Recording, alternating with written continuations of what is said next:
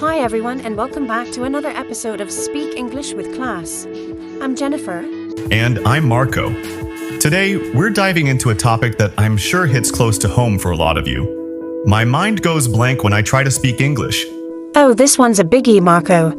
You know, it's that moment when you're all set to speak English, you've rehearsed what you're going to say, maybe even practiced in your head. But as soon as you open your mouth, nothing. Your mind just goes blank. Exactly, it's like your brain decides to take an unplanned vacation just when you need it the most. You know, Jennifer, this reminds me of the time I had my first job interview in English. I had prepared so much, even rehearsed answers in front of the mirror. But when the interviewer asked me the first question, my mind went completely blank. I just stared at him like a deer in headlights. Oh no, Marco, what did you do? Well, I panicked for a second, but then I just blurted out, "I'm sorry, could you repeat the question?" It bought me a little time to gather my thoughts, and I was able to get through it, but man, that was nerve-wracking. That's such a relatable story.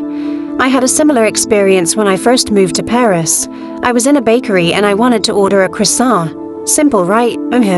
But when it was my turn, I just froze. My mind went completely blank, and I ended up pointing at the display and saying, "One of those, please." The baker gave me the funniest look. That's priceless. It just goes to show that no matter how prepared you are, sometimes your brain just decides to take a break. But don't worry, today we're going to explore why this happens and share some practical tips to help you keep the conversation going, even when your mind seems to check out. Absolutely. So if you've ever found yourself in this situation, keep listening because we've got some great strategies to help you stay cool and confident when speaking English. All right, let's get into it. First things first, Jennifer, why does our mind go blank when we try to speak a foreign language, especially English? Well, Marco, it's usually a combination of nerves and cognitive overload. When you're trying to speak a language that's not your native one, your brain is doing a lot of work. It's processing grammar, vocabulary, pronunciation, and all of that in real time. If you add a little pressure, like speaking in front of someone or trying to impress your boss, your brain can just freeze up. It's like trying to run multiple apps on an old computer. Eventually, something's going to crash. That makes total sense. It's like trying to juggle too many balls at once. Eventually, one or two are going to hit the ground. And let's be honest, the fear of making mistakes doesn't help either. You're so worried about saying the wrong thing that your brain just says, "You know what? I'm out of here." Exactly.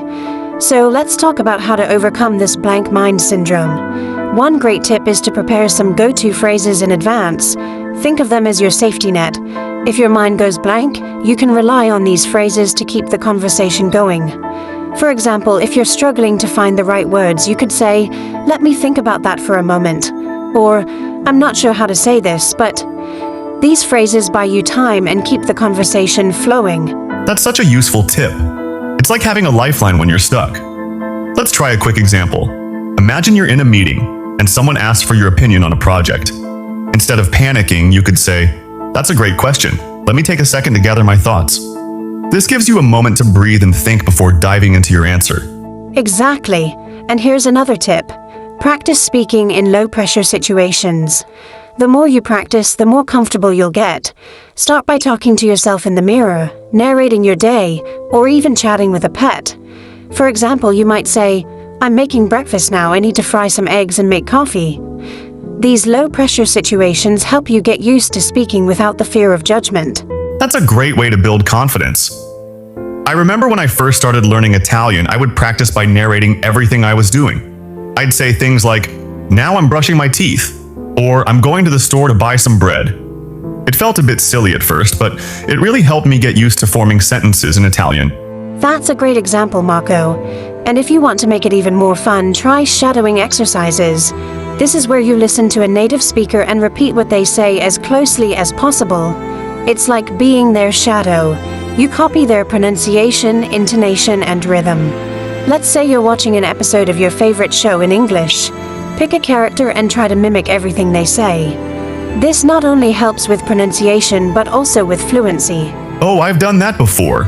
I used to shadow characters from TV shows to practice my English accent. I remember trying to mimic Joey from Friends, with his famous line, "How you doing?" It was a lot of fun, and it really helped me improve my accent and intonation. That's awesome, Marco. And speaking of tools, here's another essential tip. Focus on the message, not the exact words. Sometimes we get so caught up in trying to find the perfect word that we lose sight of what we're trying to communicate. Remember, the goal is to get your message across. Let's say you forget the word refrigerator. Instead of freezing up, you could say, the thing in the kitchen that keeps food cold. It might not be perfect, but it gets the point across. That's a great point, Jennifer. It reminds me of the time I was trying to describe a microwave in Spanish. I couldn't remember the word, so I said, the box that makes food hot quickly. The person I was talking to laughed, but they understood what I meant. It's all about improvising when necessary. Exactly. And that brings us to another key tip. Learn to breathe and slow down. When your mind goes blank, it's easy to start rushing or getting flustered. But slowing down gives you time to think and reduces the pressure. For instance, if you're giving a presentation and lose your train of thought, just pause, take a deep breath, and then continue. Your audience will appreciate the clarity and you'll feel more in control. Yes, speaking slowly can make a huge difference. You're not in a race, so take your time. And here's a fun tip. Use humor to diffuse the situation. If you forget a word or stumble, laugh it off. For example, if you mix up desert and dessert, you could say, well, I guess I was craving sand instead of cake. It takes the pressure off and shows that you're confident enough to handle mistakes. That's such good advice, and honestly, most people will appreciate your effort and won't mind if you make a few mistakes.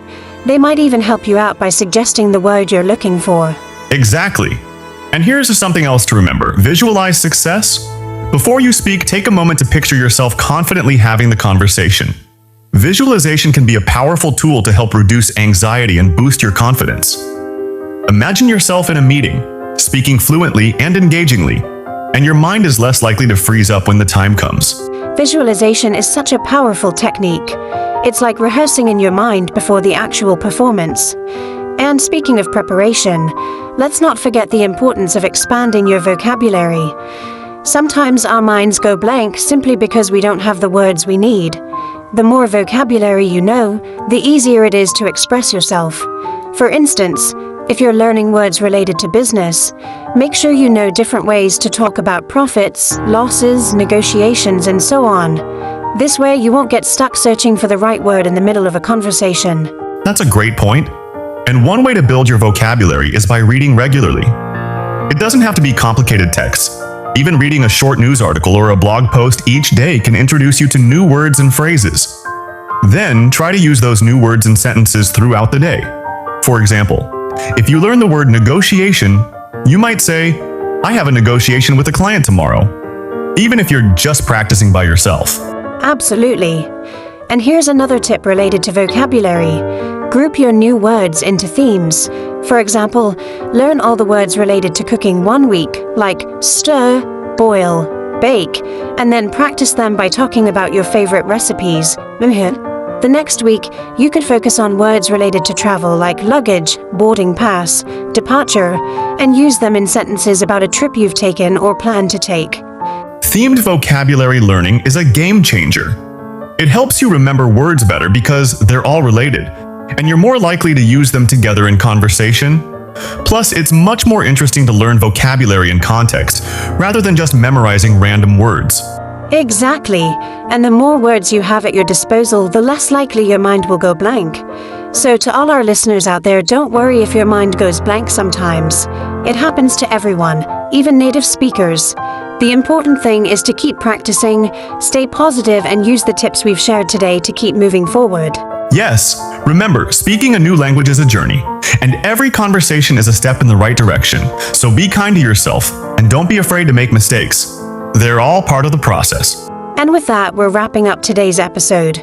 We hope these tips help you the next time your mind goes blank while speaking English. And we'd love to hear from you. What tips or strategies have helped you in similar situations? Yes, share your thoughts with us in the comments or on social media.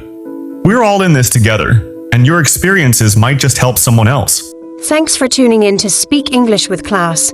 Keep practicing, stay confident, and remember, you've got this. Until next time, take care and keep speaking English with class.